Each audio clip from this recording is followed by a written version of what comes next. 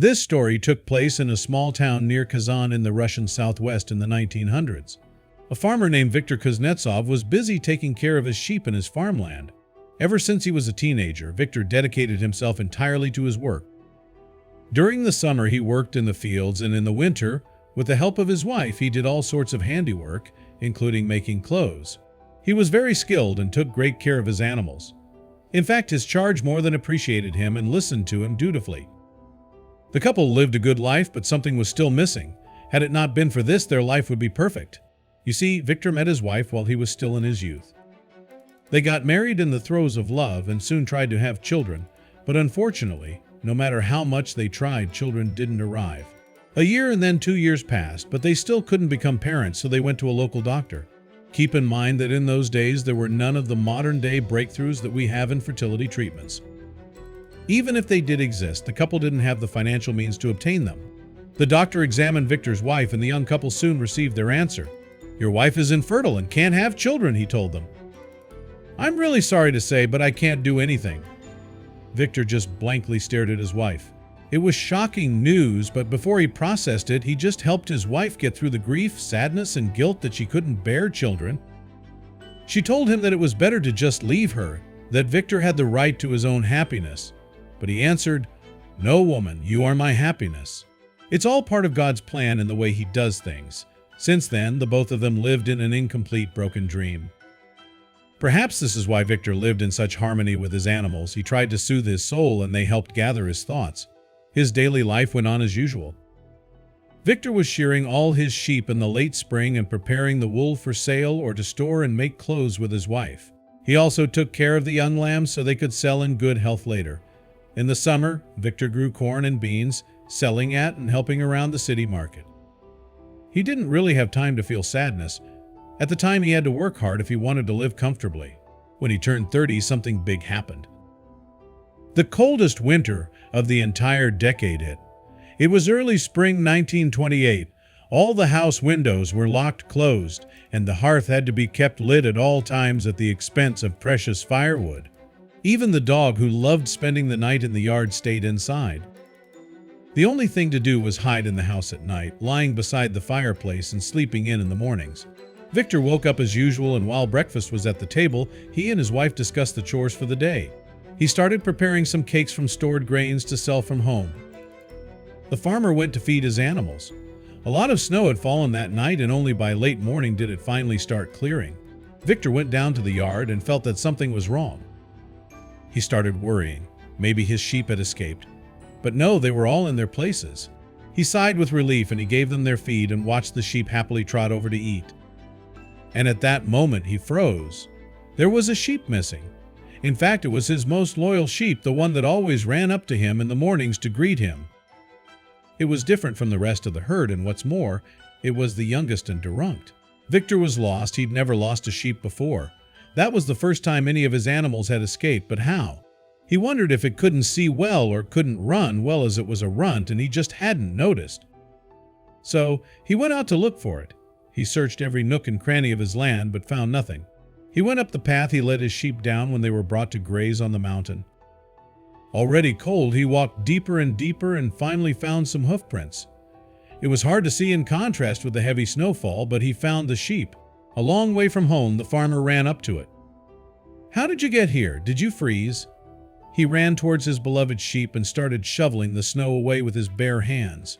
The sheep was alive but didn't move. As he shoveled away more and more snow, he finally realized why. Under the sheep's fur, it was shielding a small child. Of course, the sheep were keeping their own young warm all the time. The farmer immediately took the little girl in his hands, and as she felt his touch, she slowly woke up. Her skin was surprisingly warm, as if she just hadn't spent at least several hours, maybe even the night, in the extreme cold. Maybe even as low as -20 degrees Celsius. Viktor couldn't believe his eyes. He took the little girl home, and leaving the sheep behind, wondering how the sheep found her. His wife was busy kneading dough in the house as Viktor opened the door and came in with the child in his arms. His wife was shocked and asked him who the girl was, and as Viktor started stammering through an explanation, she just told him to sit still. His wife looked at the child, making sure she was all right. First of all, the couple lived in a very remote place where there were just a few houses, and those houses just had old retirees in them. Victor asked around the neighbors, but no one could tell him anything. After a few hours, he didn't have anyone left to ask, so he went to where he found the little girl. When he got there, somehow the little runt sheep was still there and ran towards him. It was amazing that it spent the night unsheltered and didn't freeze to death. "You're so strong," Victor said. "My own miracle sheep." Victor then searched around to see if he could find any clues or footprints, but nothing came up. Everything was covered in deep snow. For some reason, his gut told him to dig down where he found the girl in the first place. He did so and was surprised to feel something with his hands. There was a paper note there. He unburied it and found some notes scrawled on it. As an illiterate farmer, however, Victor couldn't read it. Heading back home, he was welcomed by the sight of the little girl playing with a dog, and she seemed so happy. The man showed the note to his wife, and they took it to their local wise woman, who read their note to them. The note read, "Forgive me, but I can't take you with me." Everything began to take shape. No doubt whomever passed through left the girl there deliberately. The woman was baffled. How could they leave such a fragile little girl in an unknown place in the bitter cold with just an apology? Victor spent the day searching through the village trying to find the perpetrator, but it seemed like they were long gone and the girl was left behind. When he finally came home at the end of the day, his wife greeted him with a little girl cradled in her arms. As soon as he saw the sight, Victor was brought to tears. That was what he'd dreamed of for most of his life, a family with his beautiful wife. They tucked the girl into bed and had a conversation at the table about what to do. Although there wasn't much to discuss, both of them had wanted a child so much, and it seemed like God had heard their prayers. So they kept her, calling her Katrina, and worked hard to keep her healthy and let her live a good life. Katrina didn't know about how her parents found her. They were just mom and dad. They were all together and lived a happy life. Katrina had also befriended the sheep that Victor found protecting her all those years ago, and they became close. Years passed and the sheep grew, then grew older. The whole family worried about their favorite sheep, but unfortunately her time came and she passed away. Katrina was so sad about the sheep's death that she ran away from home, sitting under a tree in the village and crying. The old wise woman, now long retired, saw the girl crying and asked her if her parents told her that she was adopted, saying, "You shouldn't be sad, don't cry, the important thing is that they love you." Katrina stopped crying and was just confused. The old woman realized her mistake and left the girl alone, but it was already too late.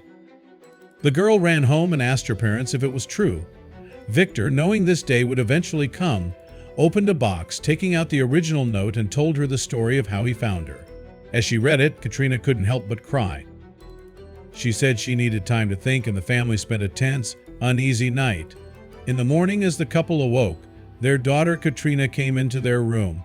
She simply told them, "You're my only parents. I don't need or have anyone else. I love you." Years later, the girl grew into a fine woman and told her own story. There's no doubt that Katrina is grateful to the wonderful parents that fate had given her. She also said that in the end, she decided not to search further into the case.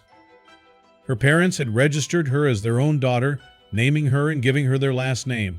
Life had without a doubt rewarded Victor and his wife with a beautiful daughter who supported them and took care of them long into their old age.